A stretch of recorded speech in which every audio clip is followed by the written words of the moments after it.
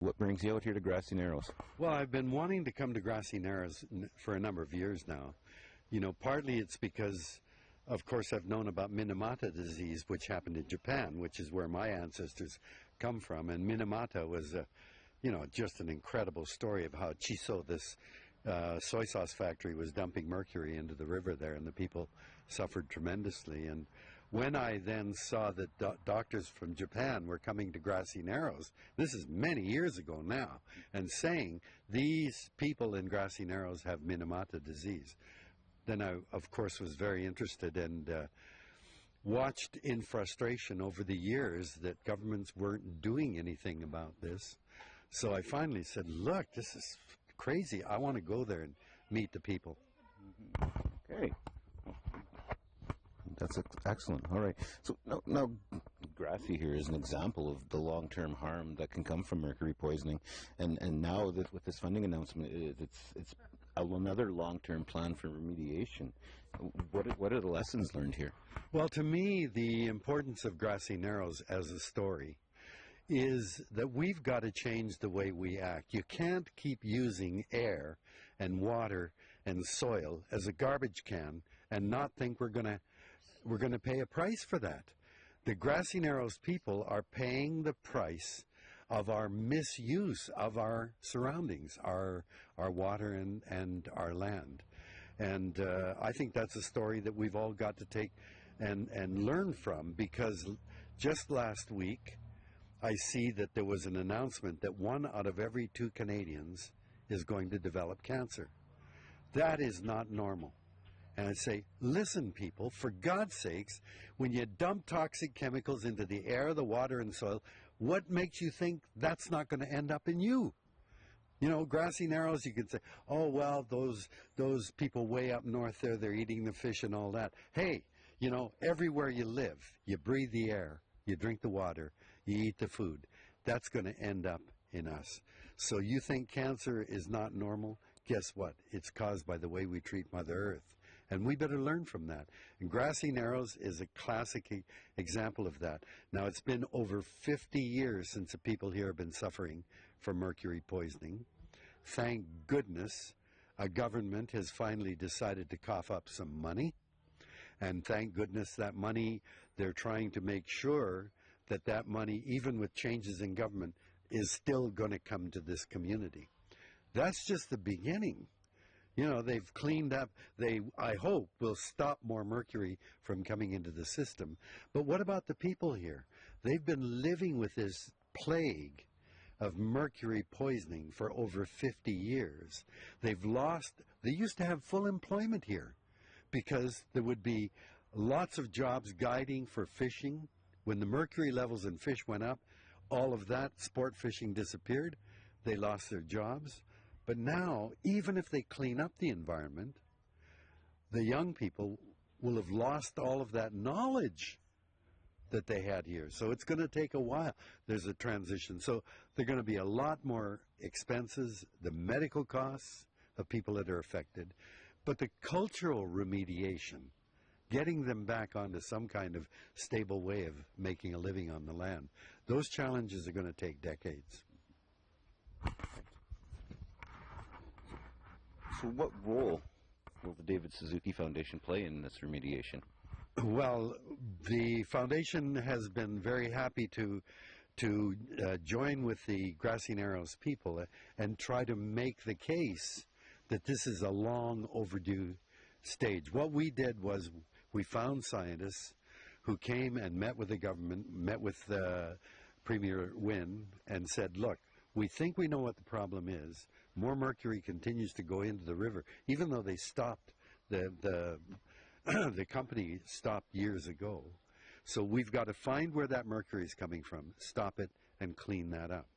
And we had scientists who said, we've done this in other places, we can do it. And so the big thing then, Kathleen Wynne and Glenn Murray, the Minister of the Environment, made the commitment to do something, but now they have committed the money and said, let's go ahead with this. So the Suzuki Foundation will try to help bringing the experts to do it and working with First Nations. But really it's now, I think that the Grassy Narrows people have got to direct where, what to do and how to do it.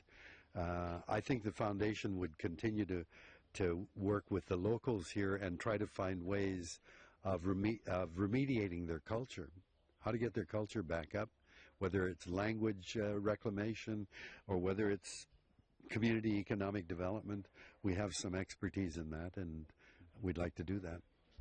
All right, you speak about language and culture. Yeah, and you mentioned before about your work in Haida Gwaii. Do you believe Indigenous people have a contribution to make to environmental science and policy? Indigenous people have everything to contribute. As an environmentalist, and I began working in this area in 1962 when Rachel Carson published a book about pesticides.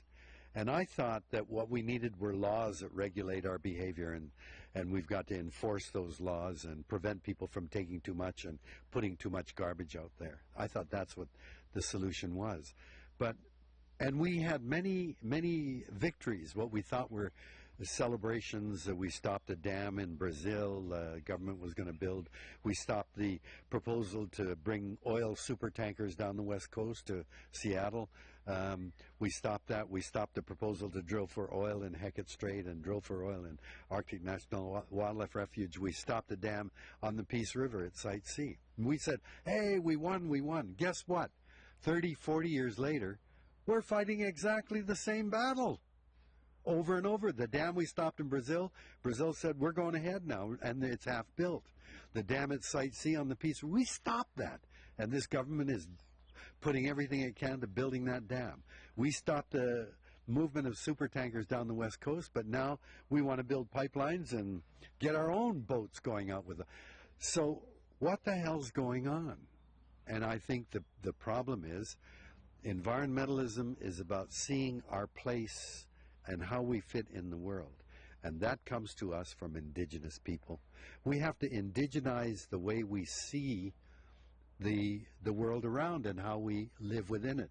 Indigenous people around the world have lived in their territory for thousands of years. So they must have something going for them.